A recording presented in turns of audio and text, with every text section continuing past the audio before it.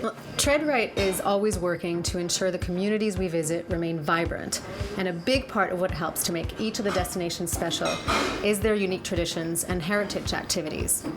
Not only are heritage activities important to local culture, they're also vital to local economies. Artisan work helps to create jobs and build connections to the global marketplace, empowering individuals in the process. However, integrating artisans into the global marketplace can be a challenge. So to help overcome this challenge, TreadRight, in partnership with the Aspen Institute's Alliance for Artisan Enterprise, is providing grants to artisans engaged in the creation of handmade and culturally significant products.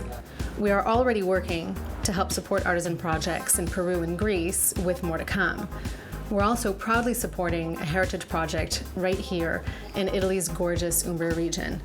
I've actually come here to meet the inspiring Marta Cucchia and learn about her story as an artisan defying the odds in order to keep her beautiful heritage alive at the Laboratorio Giuditta Brozetti, here in one of the oldest Franciscan churches in Italy. I'm just really excited to meet her. I think to start, it would be fantastic just to hear your personal family story. How did you end up in this space weaving? My great-grandmother started with this studio, not in this place. I moved the studio in this place in the 1996. And she started because we have a very old tradition in Umbria about materials. In the medieval time, Perugia was so famous about the Perugian tablecloth. And this kind of work was lost in the century because changed the style and everything.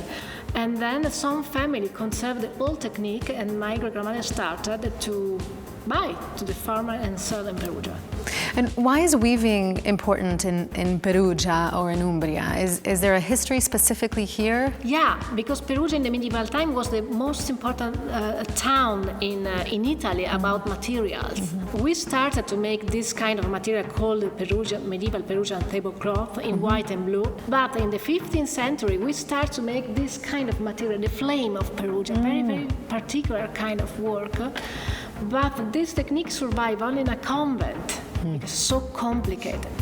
Now you're specifically in textiles, but in general, why is it that this type of work, an artisan's type of work, is important for the community? So many studios like this started.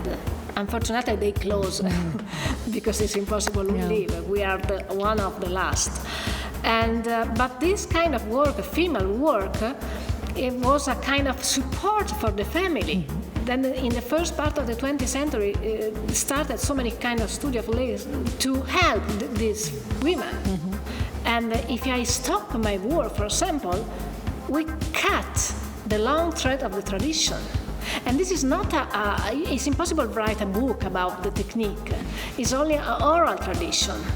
And it's so important to conserve. So how do you keep this going, this artisanry going, if it's not economically viable to sell the pieces for what they're worth? I think there are people who want this kind of material and who want to pay a special price and not cheap price for these materials.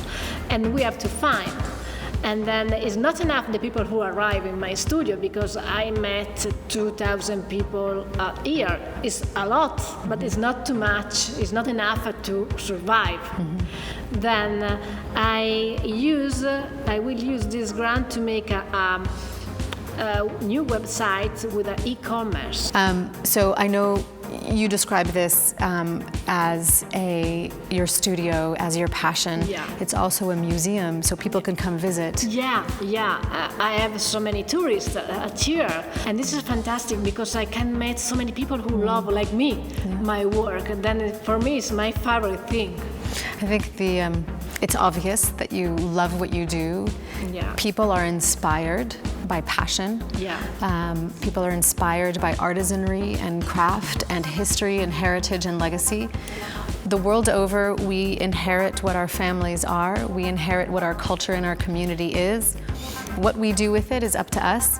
And I think you have done such a beautiful homage to who you are and what your past is.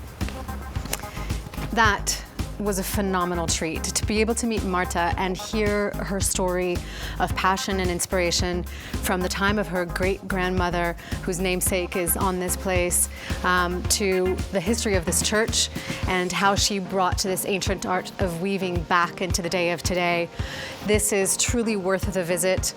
I think as far as traveling goes and tourism goes, if we can support local artisans to continue their heritage and their passion, that is one way that we can contribute back to the communities that we visit.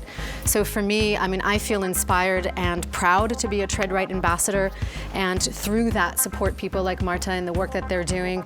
It's a real treat to meet people like that, so I'm very thankful for this.